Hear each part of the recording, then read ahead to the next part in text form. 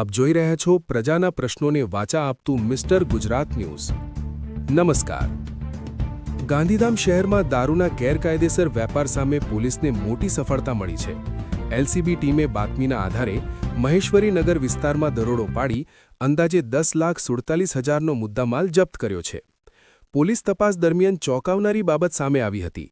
આરોપીઓએ પ્લાસ્ટિકના યુરિયા જેવા પ્રવાહી ભરેલા ડોલોની આડમાં વિદેશી દારૂનો મોટો જથ્થો છુપાવી રાખ્યો હતો, જેથી કોઈને શંકા ન જાય, પરંતુ એલસીબીની સચોટ બાતમી અને ઝડપી કાર્યવાહીથી આ કિમિયો નિષ્ફળ બન્યો। દરોડા દરમિયાન પોલીસને મોટી માત્રામાં વિદેશી દારૂનો જથ્થો મળી આવ્યો, જેને જપ્ત કરી કાયદેસરની કાર્યવાહી હાથ ધરવામાં આવી છે। હાલમાં 3 આરોપી ફરાર હોવાનું સામે આવ્યું છે અને તેમને ઝડપવા માટે પોલીસે ચક્રો ગતિમાન કર્યા છે। સમગ્ર મામલે વધુ તપાસ ચાલુ છે।